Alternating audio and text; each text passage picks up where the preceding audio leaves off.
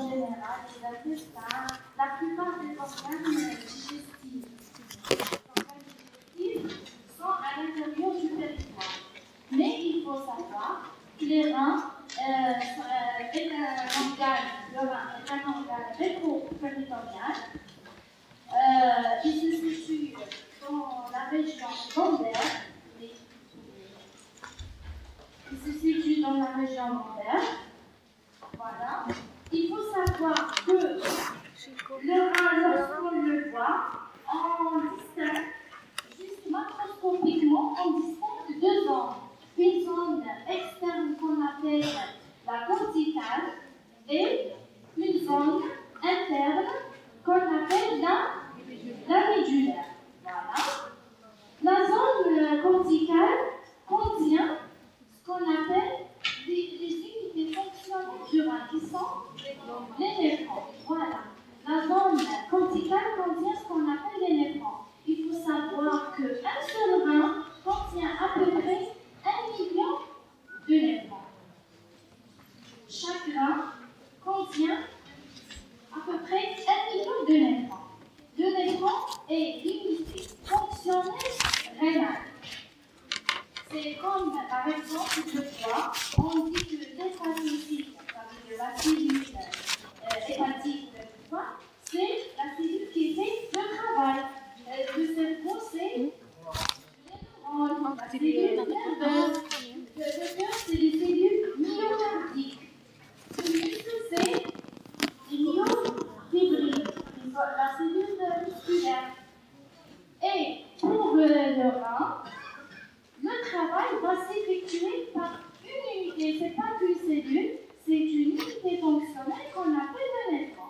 Chaque rein contient à peu près 1 million de néphrons. La zone corticale, nous avons aussi des corpuscules de Malpighi qui sont en pyramide. Voilà. Nous avons ce qu'on appelle les basinets parce que les néphrons vont se connecter, puisque le néphron est un tubule. Ils vont se connecter pour s'aboucher dans ce qu'on appelle des basinets. Voilà, les basinets. Après, les basinets vont s'aboucher dans l'urétère. L'urétère, 2 œufs. Après, nous avons 2 urétères qui vont s'aboucher dans ce qu'on appelle la vessie. Et après, nous allons avoir le conduit urinaire qui est l'urètre. Il faut toujours faire la différence entre les urétères. Nous avons 2 urétères et un seul urètre.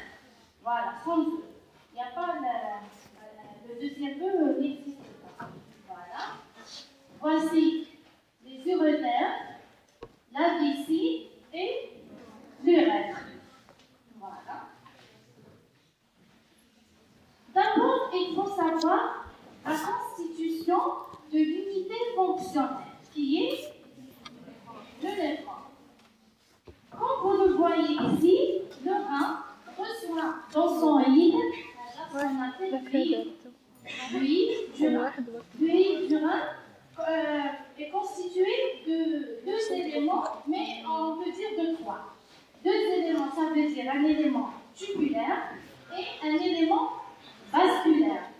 Il reçoit sa vascularisation par le hile. Et l'urétère s'abouche aussi le hile. Voilà, nous avons l'urétère, nous avons l'artère rénale et nous avons la veine rénale. Voilà. Tout ça dans le hile. Alors, l'artère rénale, qui reçoit du sang, va se subdiviser le long du rein pour arriver en fin de compte à ce qu'on appelle le néphron. Le néphron est constitué de 2 parties. Une partie vasculaire et une partie tubulaire. Voilà. Lorsque l'artère rénale se subdivise interlobaire et tout, des subdivisions, en anatomie, nous allons avoir ce qu'on appelle les artérioles. Les artérioles. D'abord, l'artériole qui arrive, on l'appelle artériole afférente. L'artériole afférente, elle arrive. Et nous avons ici ce qu'on appelle le néphron. C'est un élément tubulaire. Voilà. Elle vient ici. Là, elle va, l'artériole afférente va s'aboucher dans ce qu'on appelle le glomérule. Glomérule. C'est une partie vasculaire. Et de ce glomérule va sortir ce qu'on appelle l'artériole efférente, qui sort du glomérule. L'artériole efférente. Voici l'artériole efférente. Il faut savoir que l'artériole efférente va donner, cette artériole efférente, c'est normal, elle va s'aboucher après dans les vénules et les veines. Mais là, le système, on l'appelle un système porte. Pourquoi? On l'appelle un système porte, n'importe quel système vasculaire où il faut l'entrée continue à la sortie. C'est des artères. C'est une artère qui va entrer, artériole, et c'est une artériole qui va sortir.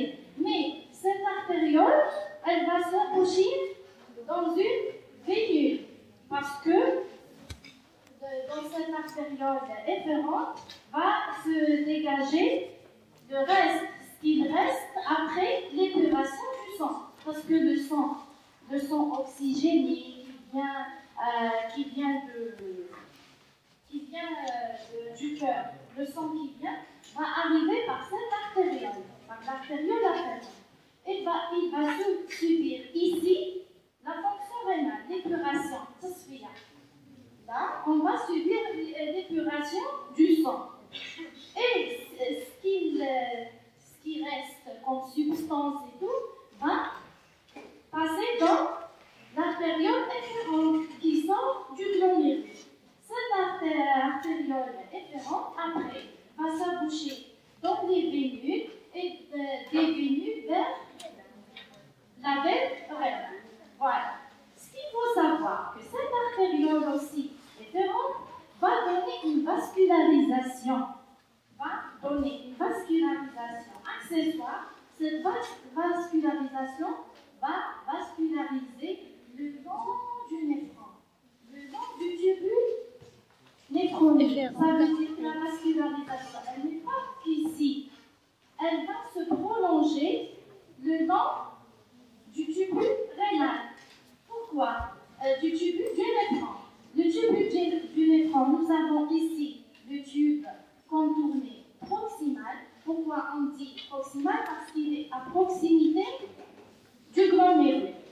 Et après, nous avons ce qu'on appelle les onces de Henle.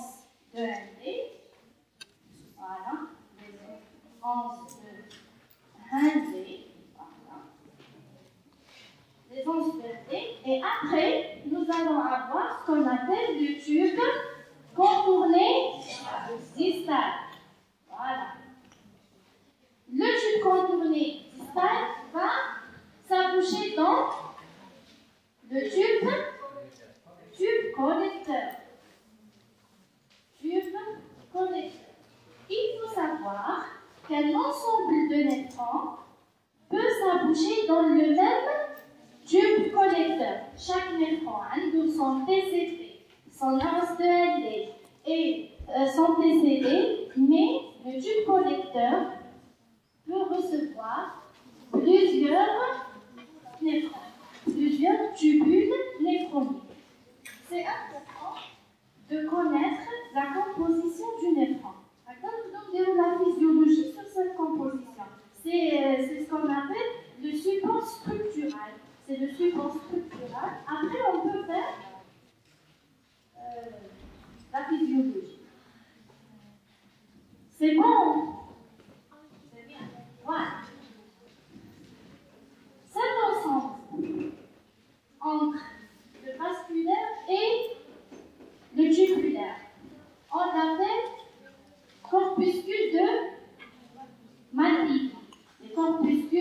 de Malpighi.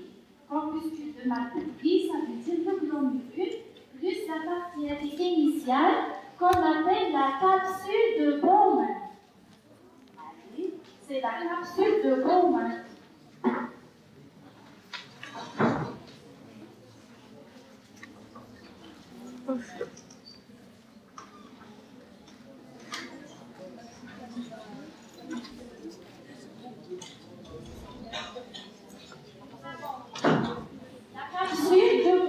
Voilà, c'est cet espace qui se trouve ici. La capsule de Bowman. Voilà. Oui.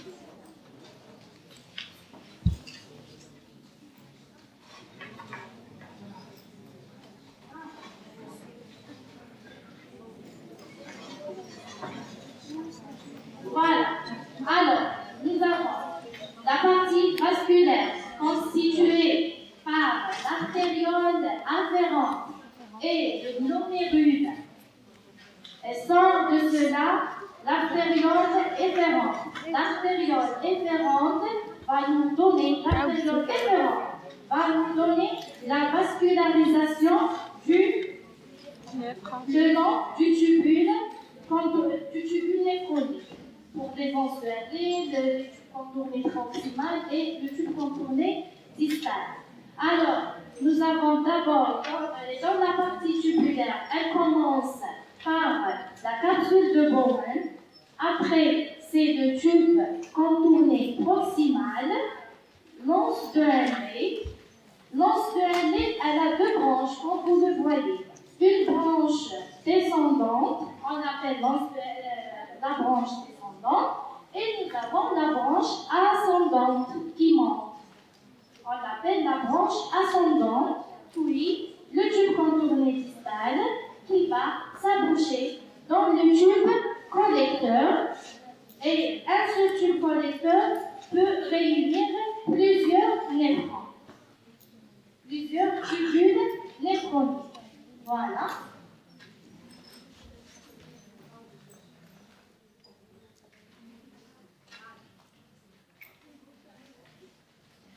Alors,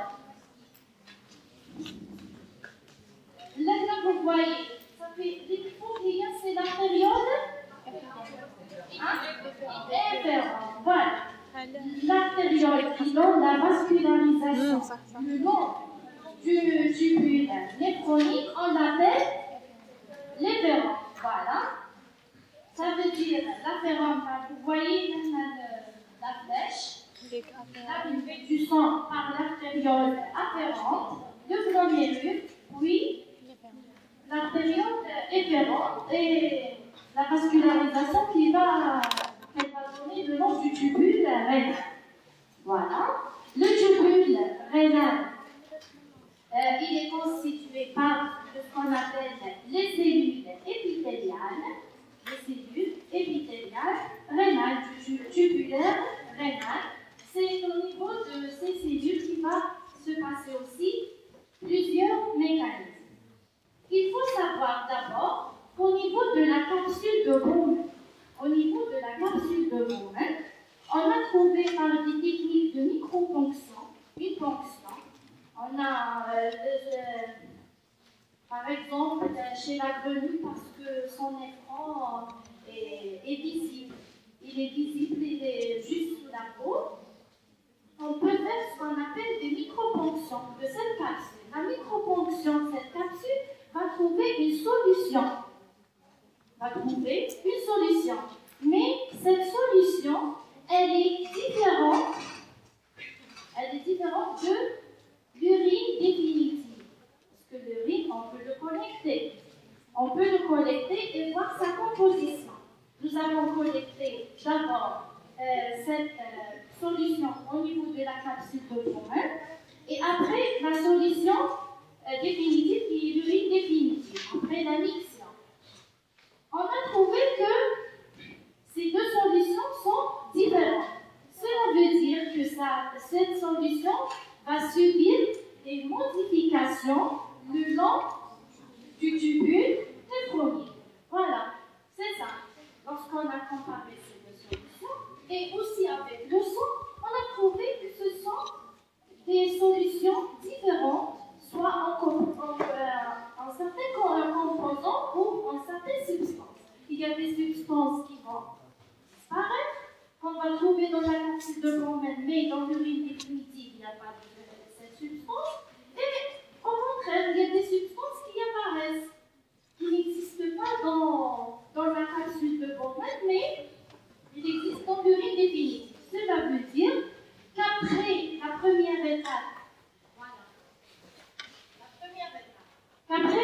première étape, il y a plusieurs étapes qui vont venir nous faire modifier cette solution primitive. Voilà, il existe des étapes où les substances seront réabsorbées. C'est pour ça qu'on ne va pas les trouver dans l'urine définitive. C'est ce qu'on appelle la réabsorption. C'est 2. C'est la flèche numéro 2. C'est la réabsorption. C'est pour ça qu'il y a des substances qu'on trouve dans la solution primaire, mais qu'on ne trouve pas dans l'urine définitive. Et aussi, il y a ce qu'on appelle l'excrétion. C'est la flèche numéro 3. Excrétion, cela veut dire qu'il y a des substances qui n'existent pas dans la première étape, mais qu'on va trouver après dans l'urine définitive. C'est l'excrétion. Ce sont des substances qui vont être extraites du sang vers le tube. Voilà. Et il y a ce qu'on appelle la sécrétion. La sécrétion, ce sont des solutions qui vont être sécrétées des cellules tubulaires vers la lumière tubulaire. Vous faites la différence entre la lumière tubulaire et le sang. La lumière tubulaire, c'est ce qui existe dans le tube, soit le PCB, soit l'encelé, soit le tube contourné. C'est la flèche numéro 4. C'est la sécrétion. Nous allons commencer aujourd'hui par la première étape. Il y a le 1. La première étape, on va étudier la composition de cette première solution. La première solution qui existe dans ce tube, dans ce qu'on appelle la capsule de Browne. On va trouver une solution. Cette solution, avec les techniques de microfonction, nous avons trouvé que c'est une solution qui ressemble beaucoup au plasma. Au plasma, donc tu le sens. Parce qu'il n'y a pas des éléments figurés du sang. Elle est dépourvue d'éléments figurés du sang. Il n'y a pas de globule rouge, il n'y a pas de globule blanc, il n'y a pas de plaquettes. Voilà, d'abord, c'est une solution qui ressemble beaucoup au plasma. Ça veut dire qu'elle a le même pH, elle a les mêmes charges électriques, et le même pH. Cela veut dire la composition en électrolyte avec la même. La composition électrolytique, c'est comme ça, la composition hydroélectrolytique est la même. Cela veut dire la même concentration, la même osmolarité que le plasma. Et la même concentration et la même charge électrique et le même pH, bien sûr. Peut-être c'est les mêmes concentrations. On aura les mêmes concentrations en ion hydrogène et les mêmes concentrations en bicarbonate. Cela veut dire qu'elle aura le même pH que le sang. Le pH du sang. Le pH. Chaque composition du sang. Le même pH du sang ou du plasma. À l'exception d'une substance qui est des protéines. Elle est dépourvue de protéines. C'est une solution la même que le plasma, mais dépourvue de protéines. C'est pour ça qu'on l'appelle l'ultrafiltrat plasmatique. La solution qui se trouve au niveau de la capsule de Bowman, c'est ce qu'on appelle l'urine primitive. Parce qu'après, l'urine primitive va être différente de cette urine. Alors, c'est l'urine primitive et appelée aussi l'ultrafiltrat plasmatique. Pourquoi ultrafiltrat plasmatique? Parce que c'est la filtration plasmatique. Voilà, c'est le sang qui arrive ici, qui va être filtré et donner cette solution primitive. Mais je vais faire la solution. Elle vient du plasma qui arrive ici pour être épuré. Pourquoi le plasma arrive ici? C'est pour que le sang soit épuré. épurer. Toutes les substances de la même concentration, l'eau de la même concentration va passer dans cette capsule qui est la capsule de l'eau. C'est pour ça qu'on l'appelle filtrate plasmatique. L'ultrafiltrate plasmatique est une solution qui ressemble au plasma sans protéines, qui ressemble au sang sans protéines et sans éléments figurés du sang. Voilà. Alors, sa composition est claire. C'est la même composition du plasma. Comme la composition dans l'urine primitive en sodium, c'est 142 à 145. C'est la même de potassium, la même chose dans l'urine primitive que dans le plasma. Le pH est le même, alors que le pH de l'urine définitive est en général acide. À ce niveau, c'est le même pH du sang. Le pH du sang qu'on a, il doit être entre 38 et 7,42. On va trouver le même pH au niveau de cette ultrafiltrate plasmatique. C'est bon, c'est clair, la composition est très importante, dépourvue de protéines. Alors, pour que cette eau chargée des différentes substances va passer de ce glomérule vers cet espace, c'est quoi le mécanisme? C'est quoi le mécanisme pour que cette eau va passer du glomérule, alors plus exactement de la partie vasculaire, vers la partie tubulaire. Voilà. Ce passage d'abord, voilà. Il faut savoir, déjà, le rein prend un quart, un quart du débit cardiaque. Parce que la fonction du rein, ce n'est pas que la vascularisation est nourricière, mais la vascularisation va assurer son fonctionnement, parce que son fonctionnement, c'est l'épuration du sang. Donc, il reçoit un quart du débit cardiaque. Cela veut dire que le sang va arriver avec une pression augmentée. D'abord, c'est cette pression qu'on appelle la pression hydrostatique, puisque c'est une pression générée beaucoup plus par, c'est la force de l'eau qui va s'éjecter à ce glomérule.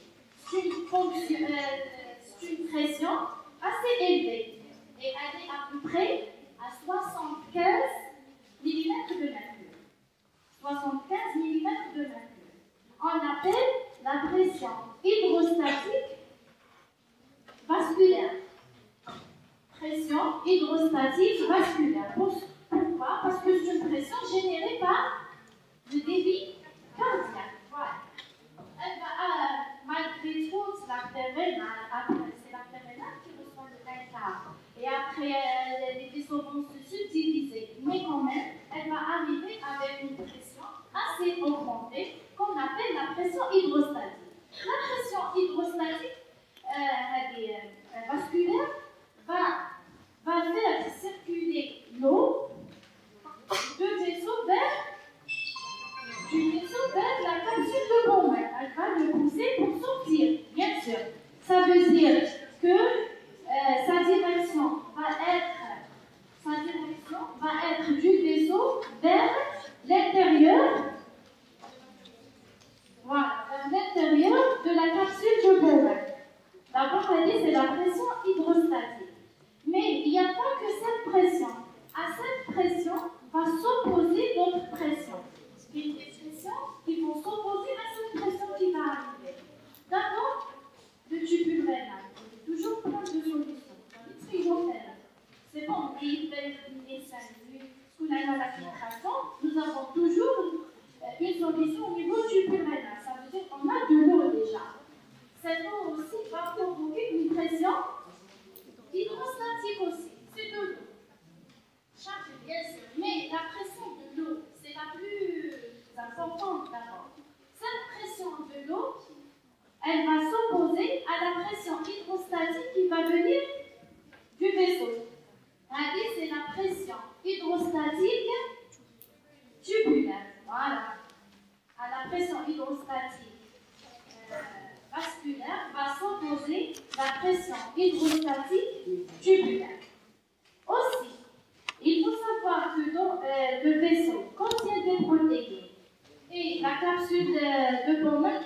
dépourvues de protéines. Les protéines génèrent une pression, c'est la pression oncotique. La pression oncotique dans la même direction que la pression hydrostatique vasculaire ou tubulaire. Vasculaire. La pression oncotique, elle fait appel à l'eau. Elle ne pousse pas l'eau, elle fait appel à l'eau. Ça veut dire que sa direction, elle est dans la même que la pression hydrostatique tubulaire. Elle s'oppose aussi à la pression hydrostatique vasculaire. Nous avons la pression hydrostatique vasculaire dans une direction et la pression hydrostatique tubulaire et la pression oncotique vasculaire dans la même direction. Il faut savoir que la pression oncotique vasculaire, elle est de l'ordre de 30 mm de mercure. Elle est générée beaucoup plus par des grosses molécules de protéines, à savoir l'albumine, par exemple. L'albumine. C'est pour ça que dans les sujets médicaux d'albumine, il y a ce qu'on appelle des œdèmes. Parce que les protéines gardent l'eau dans les vaisseaux. Lorsqu'il y a une diminution des protéines dans le sang, l'eau sort ces vaisseaux dans les différents espaces.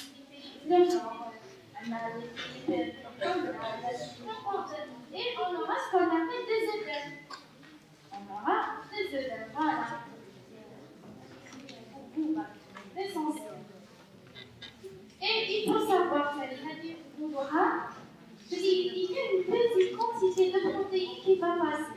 Mais elle n'est pas très importante. Ce n'est pas des protéines, c'est des acides aminés. Le fait de moléculaire peut passer du globérule vers la capsule de Bowman. Cela veut dire qu'au niveau de la capsule de Bowman, la solution peut avoir quelques concentrations en acides aminés de faiblement moléculaire. Cela veut dire que ces acides aminés vont générer au matani une pression oncotique, mais une pression oncotique tubulaire. Comme à l'intérieur du tubule, à l'intérieur du urine primitive, mais c'est une petite quantité. Il y a une petite. De toute façon, on va la faire tendre vers le zéro. Mais il faut savoir.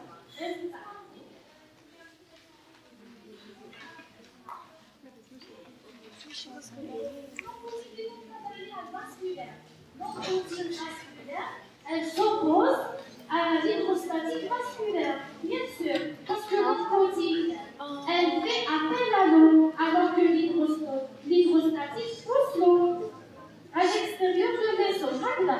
Bien sûr, elle est en train de réfléchir, ça ne veut rien dire. Et la pression oncotique intratubulaire, elle va dans le même sens que la pression hydrostatique vasculaire. Dans le même sens, mais elle tend vers du zéro.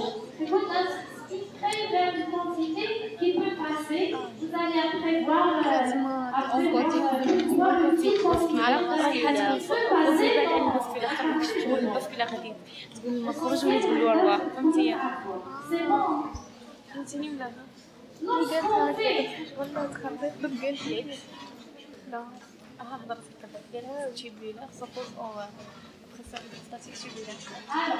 nous avons جاي من نفس البلاصه بصح انت عكسي يا تخبيت voilà la capsule de Bowman et la pression hydrostatique. Vous pouvez utiliser le tableau, on ne voit pas ce reflet dans le bien.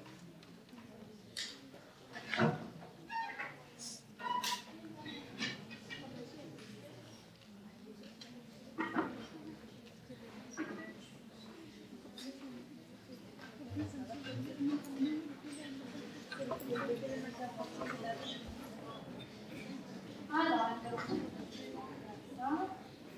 nous avons ici la partie tubulaire. Voilà. Et ici, nous avons le vaisseau. Alors, l'arrivée du sang avec une pression élevée va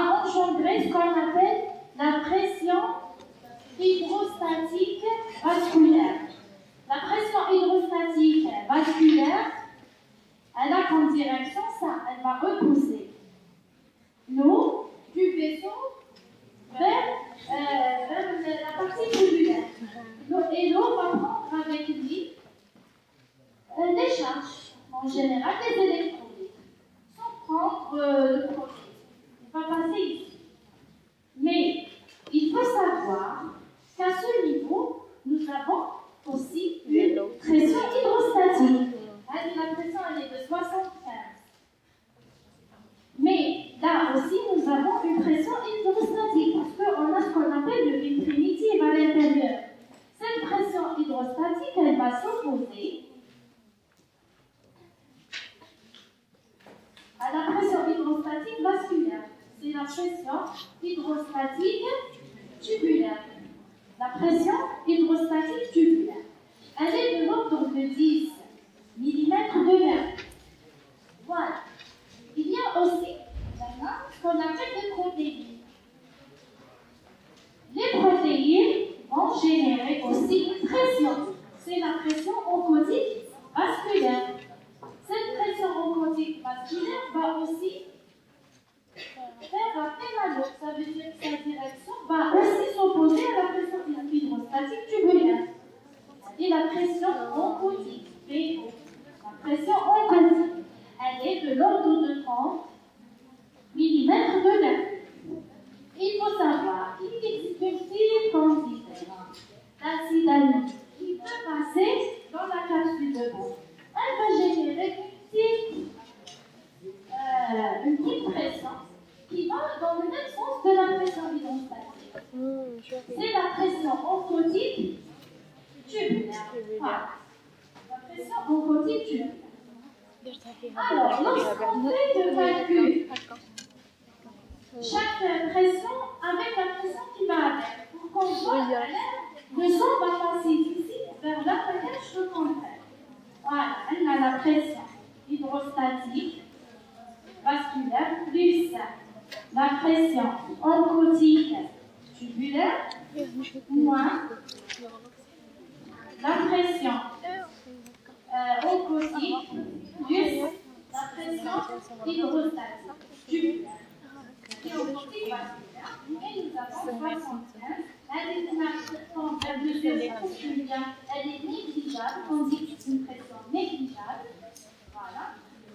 75 moins, nous avons le 30 plus le 10 et on aura une pression positive de 35 mm de mercure. Nous allons avoir la pression de 35 mm de mercure. C'est la pression efficace de filtration.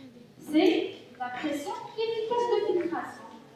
Elle est de l'ordre de 35 mm de mercure qui va passer le plasma pour qu'il se filtre au niveau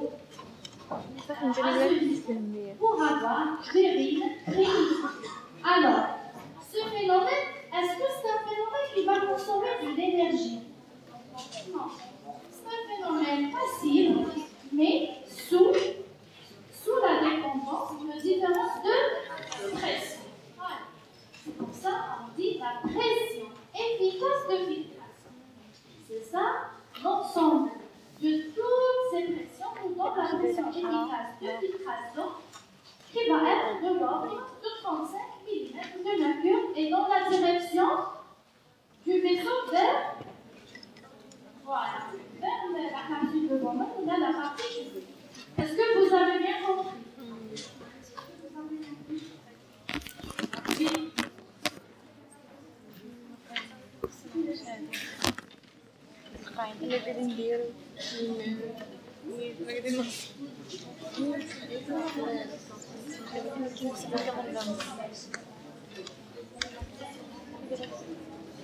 Alors, je vais vous montrer là, ici. Il faut savoir ce qui existe ici pourquoi il y a ce passage d'eau. Pourquoi il y a ce passage d'eau genre des vaisseaux étanches, tel que la capsule de Bowman, le feuille pariétal étanche. Même il y a une grande pression, il n'y a pas de passage, ni d'eau, ni d'électrolyte. Voilà. C'est une structure assez spéciale qui va permettre à l'eau et aux électrolytes, aux éléments dissous et même au glucose. Parce qu'on va trouver du glucose à l'intérieur. On va trouver des substances endogènes qui manipuleront la créatinine. La créatinine va être éliminée. La créatinine qui est un métabolite qui vient de la contraction musculaire. Lorsqu'on fait une contraction musculaire, il y a la dégradation glycogène, et on aura une substance définitive qui doit être éliminée du corps, qui est la créatinine. Cette créatinine va être aussi présente au niveau de l'urine primitive. Le glucose va être présent. Le glucose a la même composition du plasma. À part les protéines. Voilà. Alors nous allons avoir quelques substances qui vont passer.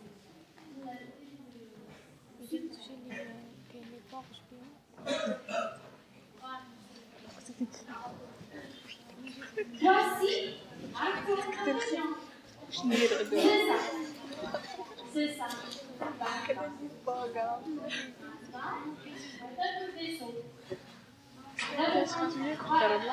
C'est la partie vasculaire. En rouge, c'est la partie vasculaire. En noir, c'est la partie pariétale. La partie pariétale ou tubulaire, c'est l'espace de l'eau. C'est le support morphologique de cette filtration. Parce que là, nous avons droit en première étape. À la première étape qu'il y a maintenant, c'est ce qu'on appelle la filtration glomérulaire. C'est la filtration glomérulaire. Et cette pression, c'est la pression de filtration efficace. C'est ça. La première étape, c'est ce qu'on appelle la filtration glomérulaire. Ça veut dire que la flèche qui finalement, la première flèche, c'est la filtration glomérulaire. Et après le tubule, nous allons avoir la réaction, l'excrétion et la sécrétion. D'abord, on a commencé par la filtration glomérulaire. Grâce à cette différence de pression, nous allons avoir cette première étape. Et cette première étape aboutit à la formation de ce qu'on appelle l'urine primitive dans l'ultra-plasma. Le support morphologique, le support histologique de cette étape est celui. Il faut connaître qu'il y a 3 couches. Nous avons d'abord une couche pariétale du tubule, c'est l'espace de Bowman, c'est la couche épithéliale. Et nous avons une membrane entre la couche épithéliale et la couche vasculaire et capillaire. Alors, c'est ce qu'on appelle l'endothélium. C'est la paroi capillaire, l'endothélium. Ce qu'on va remarquer, d'abord, l'endothélium est fenestré. On dit qu'il est fenestré. Il est en discontinuité. Cela veut dire qu'il laisse des pores. Il laisse des pores. Ce n'est pas une paroi continue. C'est une paroi discontinue. Sinon, comment l'eau et les substances vont passer l'espace de l'eau vers l'espace de l'eau? C'est grâce à c'est ce qu'on appelle une discontinuité de la paroi vasculaire, de la capillaire, dite aussi fenestrée. C'est important. Elle est fenestrée, elle laisse des petits pores. Voilà. Il y a entre les deux, entre l'épithélium et l'endothélium, il y a une membrane. Cette membrane, on dit la membrane basale. Cette membrane, elle est constituée aussi de 3 couches.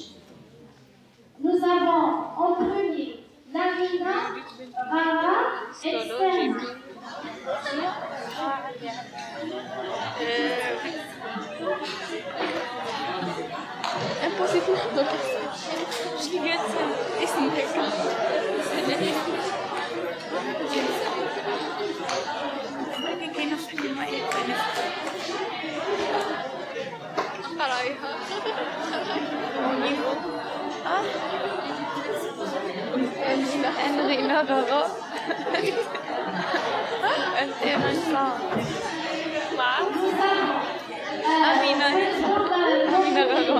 Nous avons la lamina rara externe, après la lamina densa et après la lamina rara interne. C'est bon, c'est clair? Oui. Qu'est-ce que c'est Amina? Ah, Lamina. C'est bon, c'est اسمي. la parole glomérulaire, c'est celle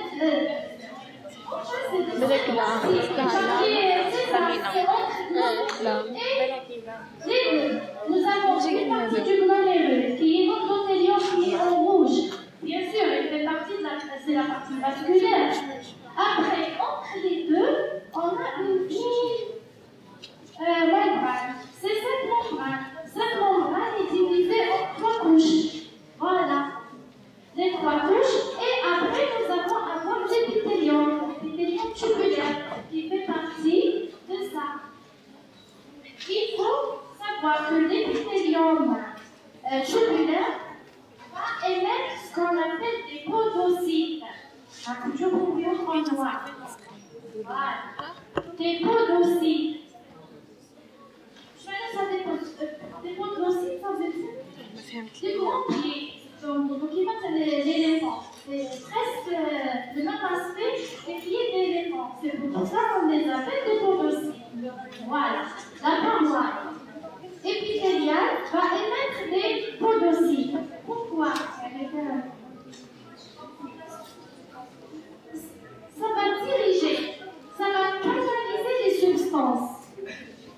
L'eau et les substances, lorsqu'ils vont arriver au niveau de la membrane épithéliale, ils vont être canalisés. Ils vont trouver genre de canal qui est assuré par cette. Ça, c'est pas de la physiologie, c'est de l'histologie. Il existe, je ne sais pas comment la dire. Elle existe, des podocytes. Mais leur intérêt après, c'est de canaliser les substances qui vont arriver du plan de tube vers l'espace de bord. C'est ça.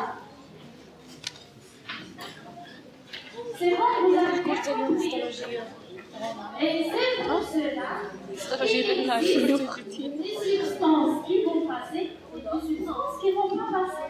C'est par rapport à notre diamètre ou à notre poids moléculaire. Lorsqu'une substance a un poids moléculaire élevé, comme une protéine, elle a 2000, elle a un poids moléculaire élevé, c'est une grosse protéine. Elle ne va pas pouvoir passer. Parce qu'elle ne peut pas traverser ces bords qui existent au niveau de l'endothélium et même au niveau de l'espace de Bowman. Et pour les petites substances, il faut passer le plus normalement possible, comme des électrolytes, comme du glucose, comme la créatine. C'est des substances qui vont passer. Il faut savoir que là, c'est le cytochrome, c'est une substance. Le cytochrome S, vous allez le trouver. Voilà, il a un petit poids moléculaire. Il va passer rapidement le plus normalement possible. Cela veut dire que toute substance qui a un poids moléculaire égal ou inférieur à ce vont passer normalement. Alors que les protéines, vous voyez par exemple la catalase bovine, la ferritine, ils vont passer difficilement ou pas du tout. C'est pour ça qu'il existe quelques acides lorsque le poids moléculaire est réduit, peuvent passer dans la capsule de peau. Sinon, en général, c'est des substances avec un poids moléculaire qui vont passer à travers cette structure. Vous avez compris? C'est bon?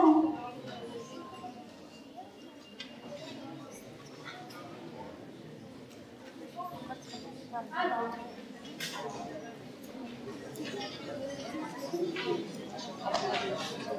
Oh, Init. Init. Kami pa sabi yung mas pwede.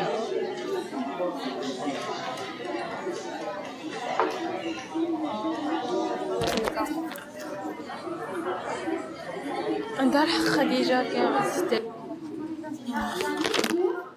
de cette filtration glomérular. Comment mesurer chaque phénomène? Après, on va le mesurer, on va l'estimer. Sinon,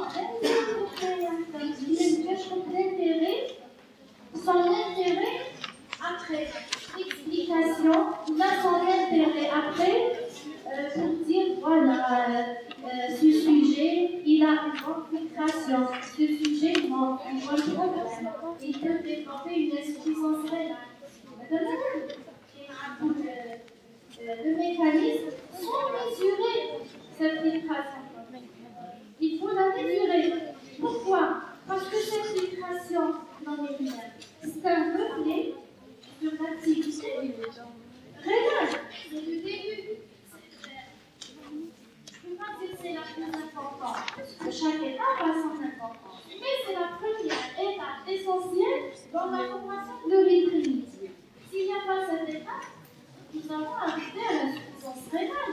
L'arrêt de la filtration, il n'y a pas une épuration. L'épuration sanguine, c'est le langage. Voilà, c'est l'insuffisance rénale. Et c'est les maladies et les complications. Voilà.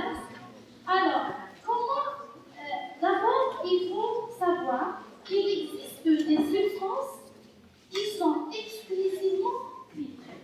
Cela veut dire qu'il va dans l'urine primitive, on va le trouver dans l'urine définitive. Cela veut dire qu'il y a des substances qui ne suivent ni de la réabsorption, ni de l'expression, ni de la sécrétion. Leur concentration au niveau, lorsqu'on a fait ce qu'on appelle l'analyse d'urine primitive et d'urine définitive, on a trouvé que certaines substances ont la même concentration. Cela veut dire que vont passer sans subir aucune modification. C'est ces substances qu'on peut mesurer et utiliser pour estimer la filtration. Parce que rien ne va intervenir après.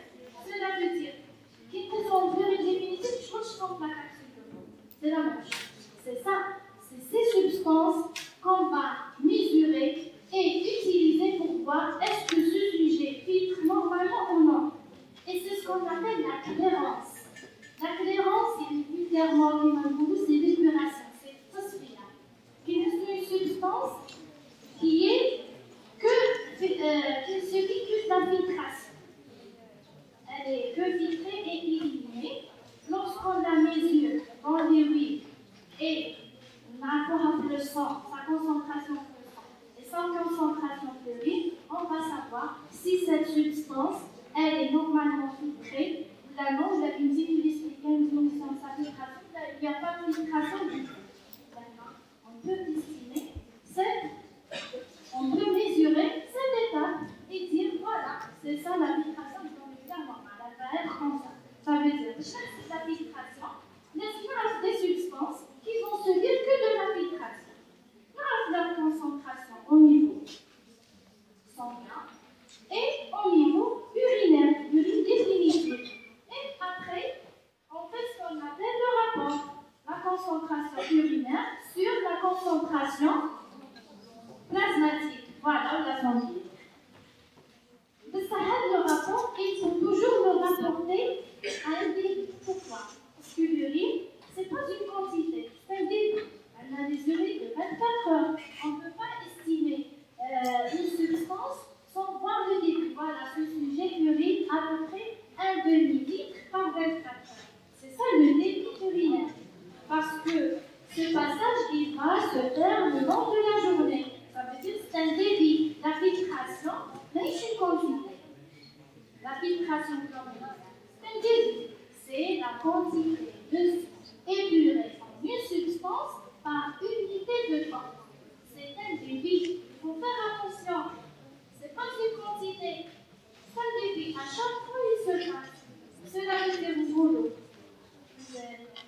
la clairance, ce qu'on va estimer, la l'épuration, la clairance de cette substance, comment elle va être épurée. C'est la quantité de sang épurée en une substance par une unité de temps. Il a pour la concentration plasmatique.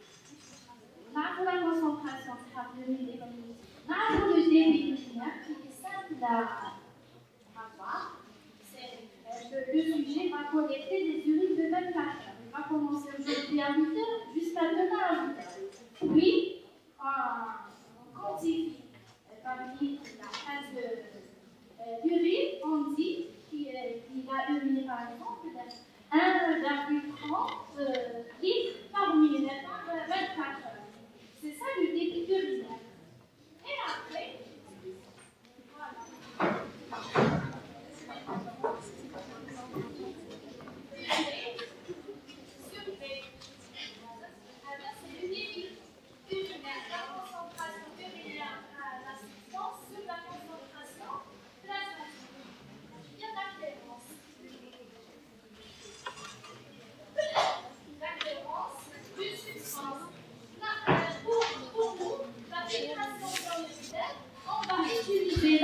Une substance qui va être que filtrée.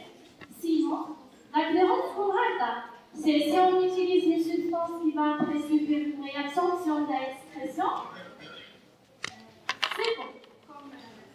Avec c'est l'éclairance après la réaction, si on a la clairance, on verra. Mais la clairance pour la filtration urinaire, il faut utiliser une substance qui subit que de la filtration.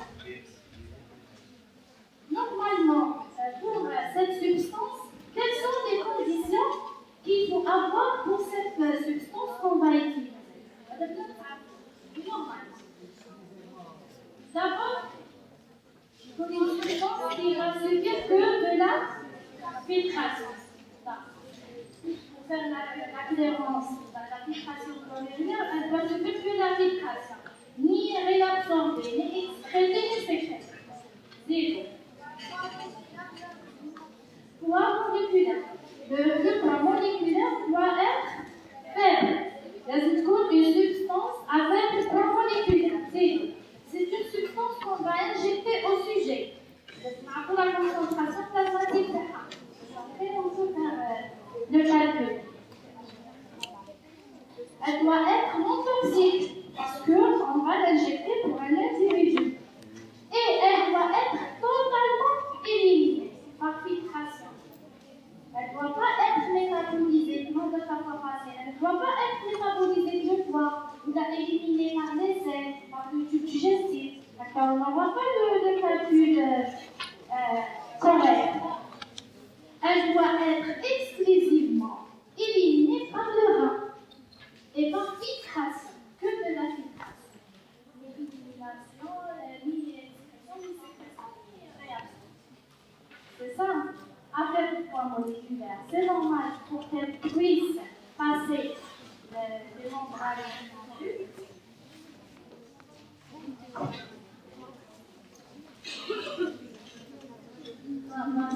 En fait, on dit des substances avec le poids moléculaire, non ionisées, non fixées. Elle est ionisée pour qu'elle ne soit pas fixée ou contrôlée par un autre système tampon. Par exemple, une substance chargée négativement ou positivement, elle peut être liée à d'autres molécules ou la fixer par des protéines.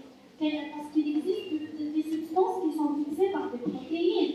Voilà, elle doit être non ionisée, non fixée par des protéines, non réabsorbée, non sécrétée par le tube rénal, bien sûr, non toxique, c'est normal, on va l'injecter à un être humain. Voilà. Et cette substance doit être donc éliminée uniquement par filtration glomérular. Et là, on peut calculer la clairance de cette substance qui va être sa concentration urinaire sur la concentration plasmatique, soit le débit urinaire. Parce que la filtration de la clairance, c'est un débit. Et on dit l'unité, c'est millilitres par minute.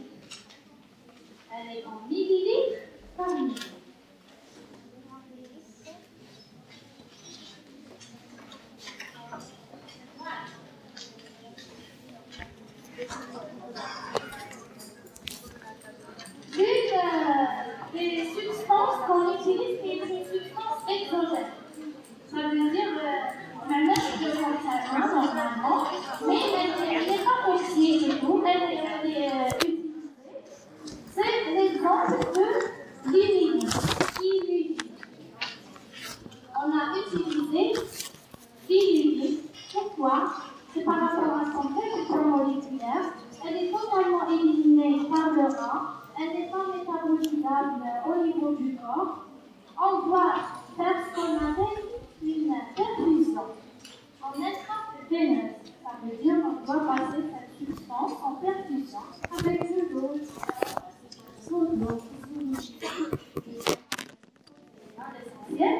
La perfusion en intraveineuse de cette substance jusqu'à l'arrivée à la concentration qu'on demande au niveau du plasma.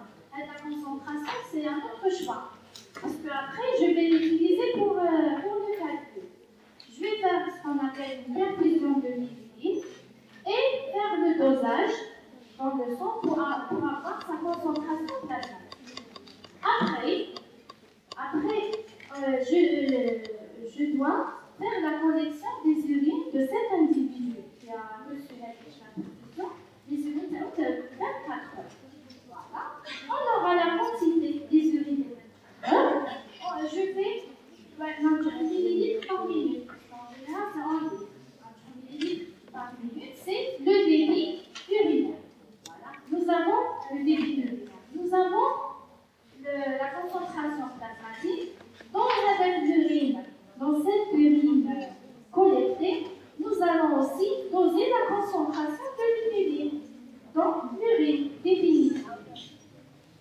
Cela veut dire qu'on a la concentration plasmatique, urinaire fois le débit, et on aura le taux de filtration glomérular de cet individu. C'est bon? Pas du tout.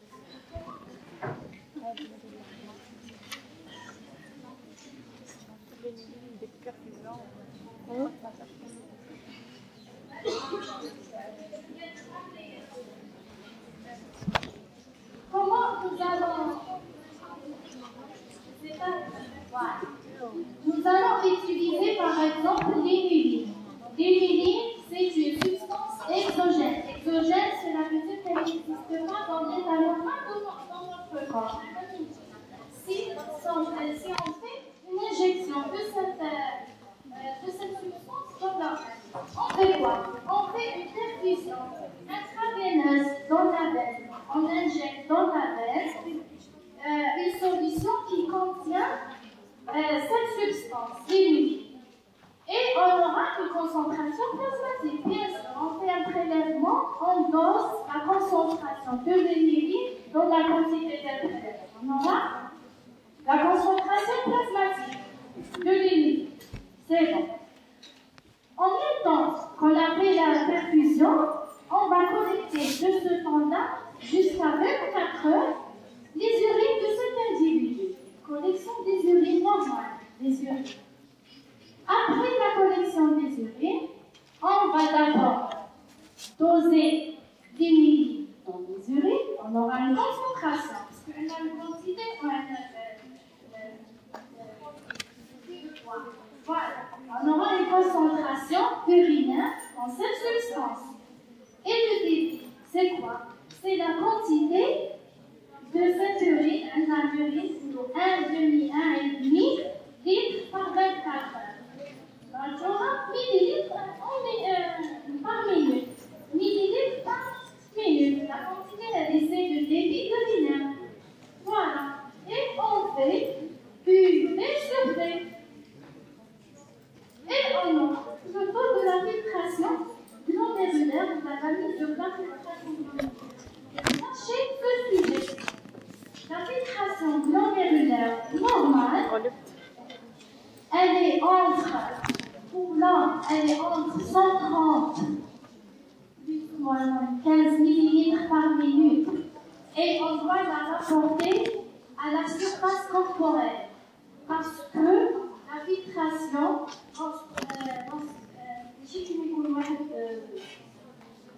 obèse par rapport à un sujet même, même chose. Voilà, il y a une petite différence. C'est pour ça qu'on doit rapporter la mesure de la filtration glomérulaire à la surface corporelle.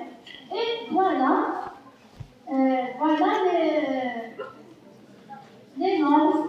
Pour l'homme, c'est 130 par millilitre par minute, en général, 73 mètres carrés. Et pour la femme, c'est un petit peu moins. Voilà. D'abord, il faut savoir que dans la pratique courante en médecine, on n'utilise pas des minutes. Sûrement, à titre expérimental, les minutes.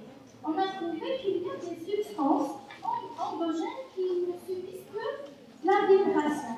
C'est l'exemple de la créatinine. La créatinine, c'est une substance endogène libérée après l'effort physique. Elle est toujours libérée par notre organisme et elle est totalement éliminée par le rein. Voilà. Et que par filtration.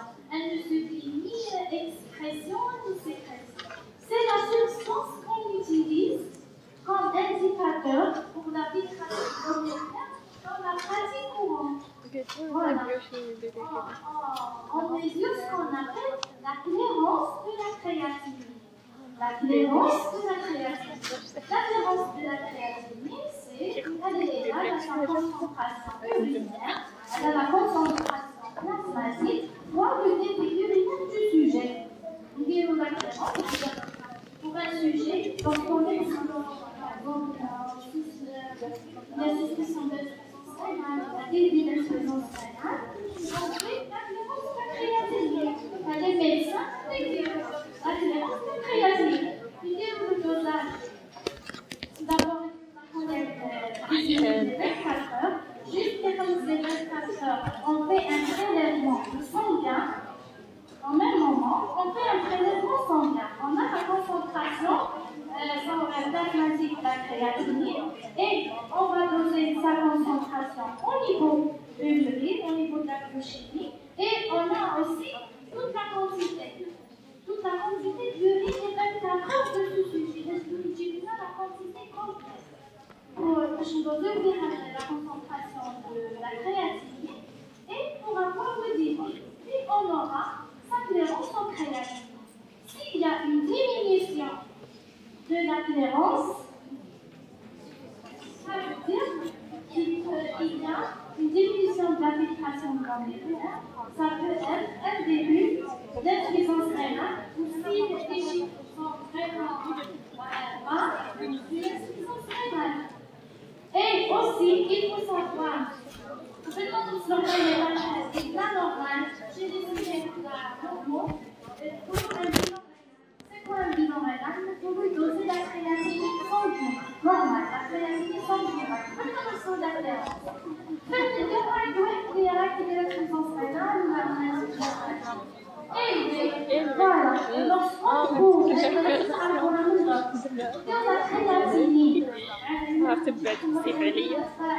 créatinine, élevée, cela veut dire qu'elle a un problème rénal.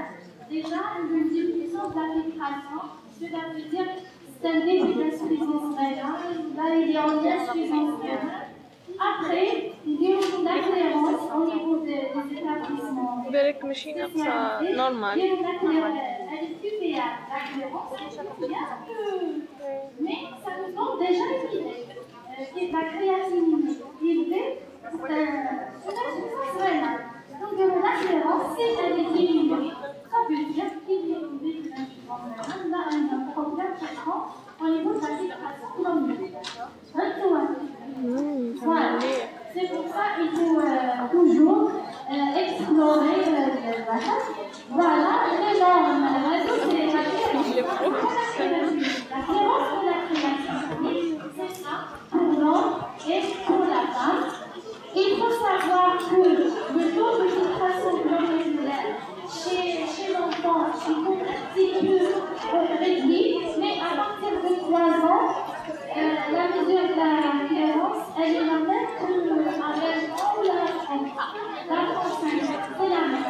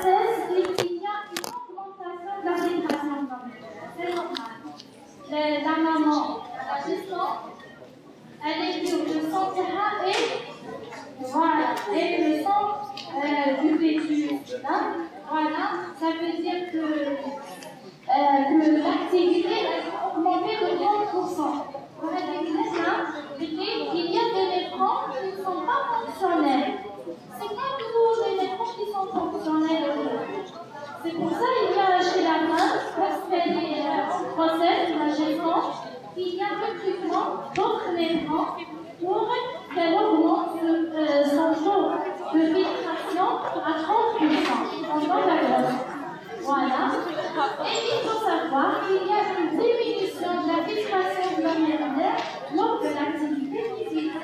Le quelqu'un d'activité dite au moment de l'activité physique, il y a une diminution de la filtration glomérular. Pourquoi? Parce que le débit sanguin est presque détourné en majorité vers les muscles pour assurer l'activité musculaire. C'est pour ça qu'il y a une diminution de la filtration musculaire. Et après l'activité, on revient à la normale. Et il faut savoir aussi qu'il y a une diminution aussi lors du stress. Le taux de filtration glomérular est diminué lors du stress et l'activité musculaire. Et il augmente chez la femme enceinte à peu près à 30. Voilà. Je vous remercie.